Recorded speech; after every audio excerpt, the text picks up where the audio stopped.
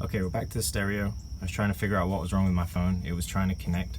Once you get to the Bluetooth audio screen, as you can see here, if you hold this, now it will say pairing. Now the remote is actually looking for your phone. Now this remote should show up in your phone device as KMC1SU, I believe. Pair from your phone, and then you're connected. Then you can begin Bluetooth streaming any music that you have. So that's the stereo. It's turned on and off from here. This is the head unit and the remote.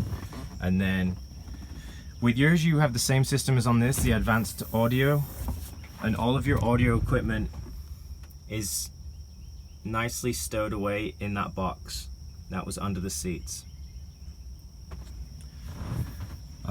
To go through a few other items, this locker storage, that's your center ballast tank. I can't recall the mirror option, but if you have the flip up mirror on your mirror, you may have a cam design, so when you flip the mirror up, you must push it down into the mount to hold it. The red button right here is the horn.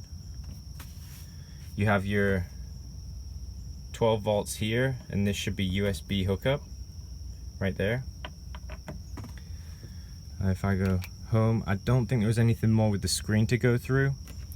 I do know with the tower is taken down by this knob here. Remove it, it will fall out, so be careful not to lose it out the boat. I have had customers that have dropped it in the lake. The swivel racks, they must be on the inside, pointed to the inside of the boat if you wish to drop the tower. The tower will drop as soon as you remove that knob, and the bimini stays with the boat usually at all times unless you want to take it off. If you want to take it down, you can just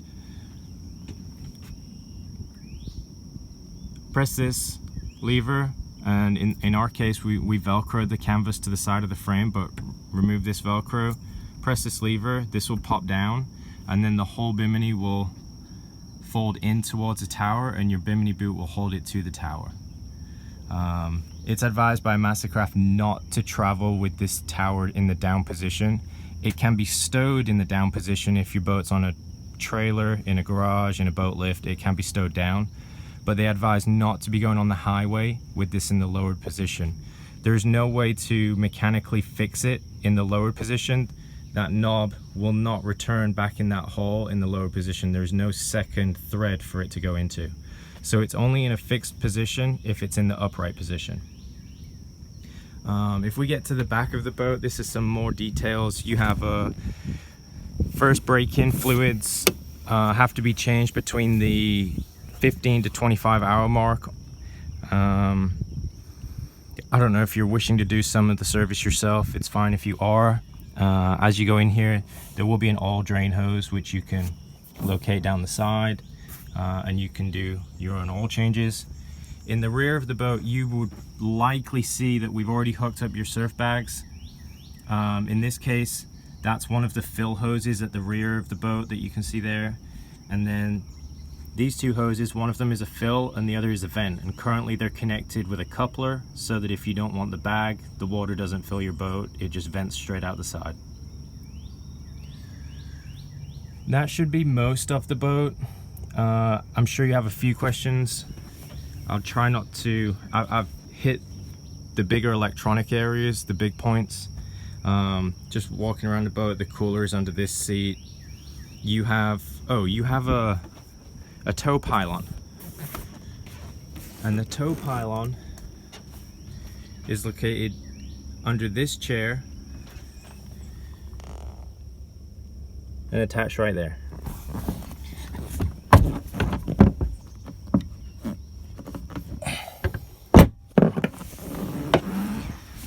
Once this is removed, this will be the best point for you to do your slalom skiing. That goes in this location.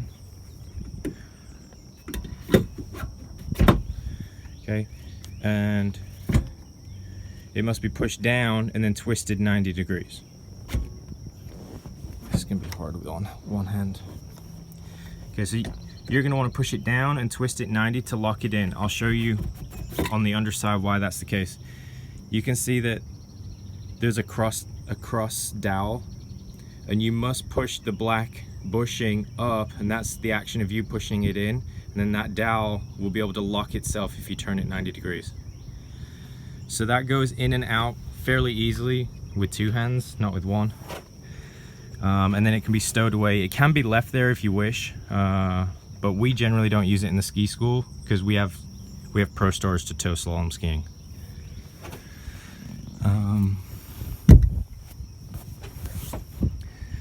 I think that will mostly take care of the boat. I will definitely give you a call later. I found out the reason for the bill of sales numbers being different, so I'll give you a call and let you know about those. But I'll also get these on YouTube so you can go over it, see it, and understand on your first trip how to use the boat.